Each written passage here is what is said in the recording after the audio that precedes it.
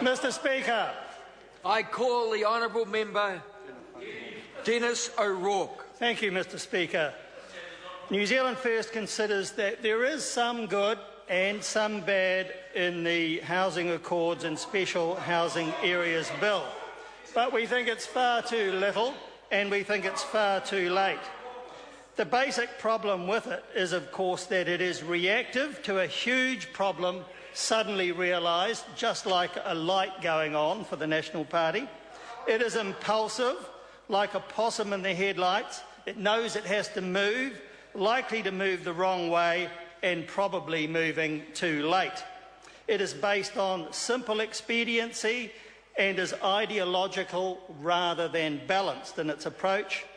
It favours developers' agendas and sidelines local democracy. It is ad hoc rather than strategic. It is careless about planning documents and substitutes quick-fix band-aid solutions.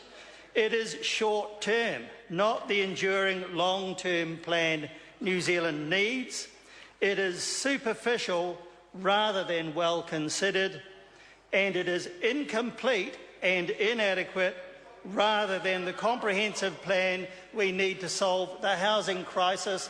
And, Mr. Speaker, it is a housing crisis in New Zealand at this time.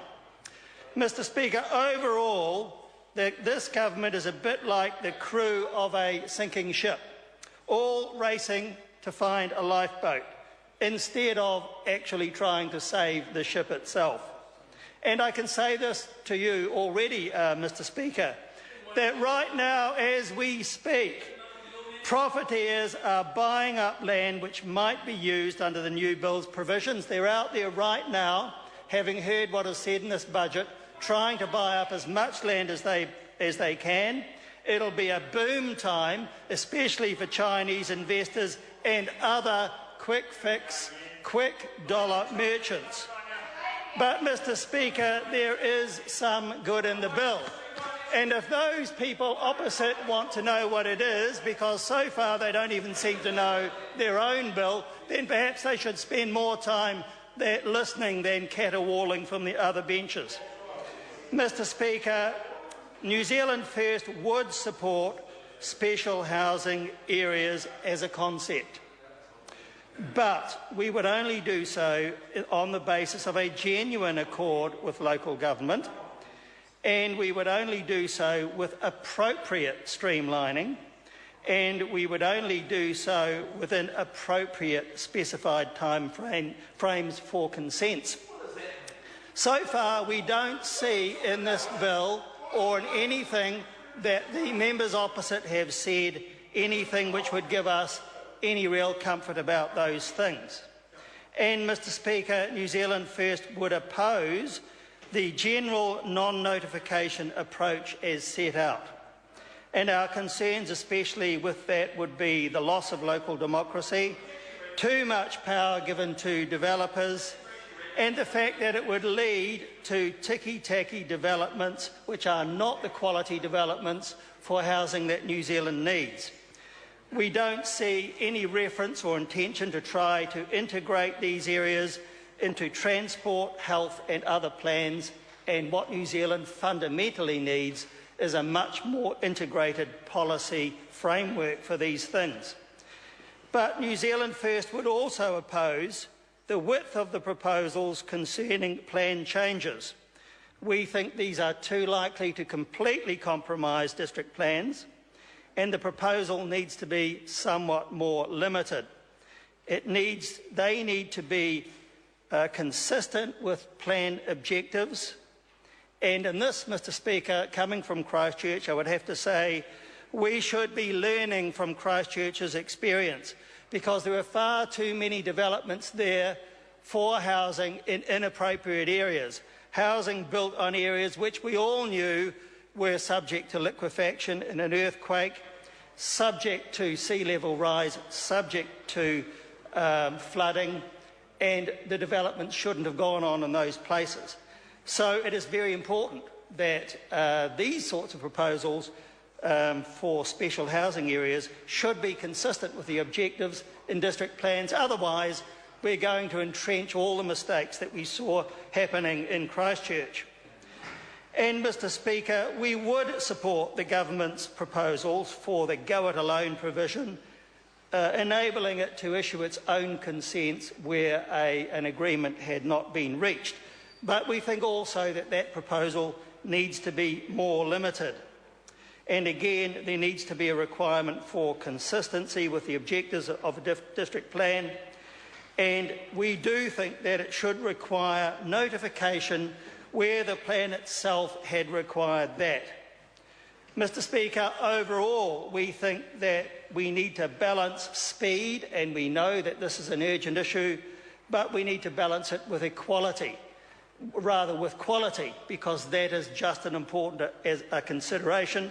And we're not seeing much of an assurance in this bill or in anything that the national members have said which would address those issues. Mr Speaker, another issue is what is the government not doing? And there is plenty. The first question I would ask is this: how does this plan help first homeowners seeking their first home? How would it help low-income earners to approach the problem of buying a new home, finding a section? How would it help them to provide the deposit that is necessary, and how would it then help them, even if they could find a deposit, to finance a new home in this day and age? The answer is that there's actually nothing in this bill or in the budget or in the government's proposals which anything like adequately addresses those issues. Mr Speaker, the government's approach is really a half-baked one. It only addresses availability, and only in a limited way, and it does not address affordability really at all. It is silent on affordability. Supply alone will not result in solving the affordability issue. That is a separate issue that needs special consideration. And another point is this, Mr Speaker: how do we fix the problem of migrants arriving in this country under the first tier of the parent category with their $500,000 buying up land and homes in Auckland? Nothing has been said about that. People in Auckland know that that's a major problem. The government is also silent about that issue. New Zealand First would put a stop to that, and that's what we want to see this government do too. Mr Speaker, we not only have criticisms, New Zealand First also has comprehensive plans for housing, and our first objective is to simply see that homes are within the reach of all in New Zealand. We believe that there should be a land bank, land actually purchased by the government to make it available for housing in appropriate areas in New Zealand, and we want to see a long-term agreements for sale and purchase made available to people so that they can buy a section without having to come up with a full capital cost up front. They can then pay it off over time, and they can still borrow, in that case, to purchase a home, to build a home on the section. Mr Speaker, we also think there needs to be a comprehensive New Zealand housing strategy which addresses not only availability and affordability. We want to see things like compulsory insurance, quality housing provisions such as earthquake proofing, leak proofing and insulation, a whole range of other issues to be incorporated in such a strategy.